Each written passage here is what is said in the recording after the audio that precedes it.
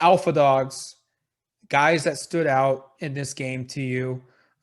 You've got a story up on duckterritory.com already, kind of recapping the players of the game, if you will. We don't need to go through every single one of them. If you want, you can go read it on duckterritory.com. But the guys that individually, collectively stood out, uh, who are they? Give me a couple of names, and I'll give you some of mine. Okay, well, I want to start with somebody we haven't talked about at all, but I just think it's notable. How about Henry Cattleman? 52-yard field goal. 50-yard field goal, guys. That doesn't happen in Eugene very often. I don't know when the last time I know it didn't count in the game, but when was the last time an Oregon kicker hit a 50-yarder? It's been a long time.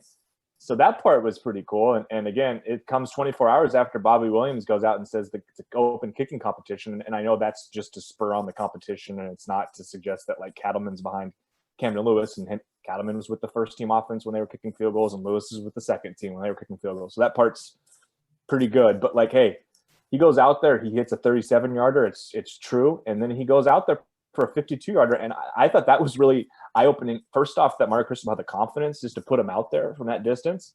I mean, we've seen Mario punt from what kick would be 35 yards in the not too distant past.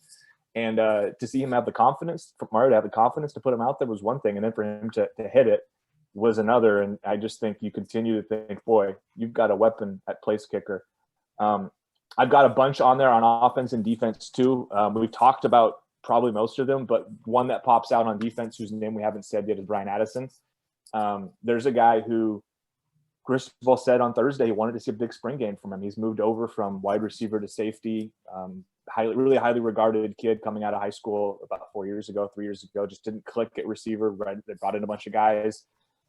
He came out at safety, and probably the tackle of the day was him coming up, and I don't know who caught the pass, but it was a short pass underneath, and Addison drilled him and knocked him down, and it did not look like a wide receiver making a tackle. It looked like a safety making a tackle. So number 13, Brian Addison, I don't know what his role is going to be on this team. He was with the second team defense on Saturday, but he made the most of his opportunities. Yeah, I certainly think he's not somebody you can totally discount for playing a bunch at one of the safety spots. Another guy I didn't list on there, but I just want to note was, how about Steve Stevens, the fourth, being one of the first team guys out at safety.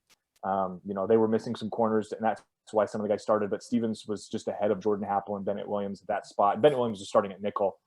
Jamal Hill, another guy who didn't play, and that's kind of notable as well. But I think it sort of stands out the way those two guys played in a role, I think in a job that's kind of open right now, that they both performed really well. I'll give you one guy that we've talked about him a little bit. That's an alpha. And to my knowledge, rescanning one more time to make sure he didn't make your list.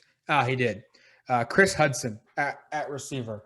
I think so much has been said about Dante Thornton, Troy Franklin, Isaiah Brevard coming into the program, Seven McGee coming into the program in the summer, that this receiving core in 2021 was going to be lights out, game changing. Chris Hudson, that was a member of the 2020 class, 4-star recruit.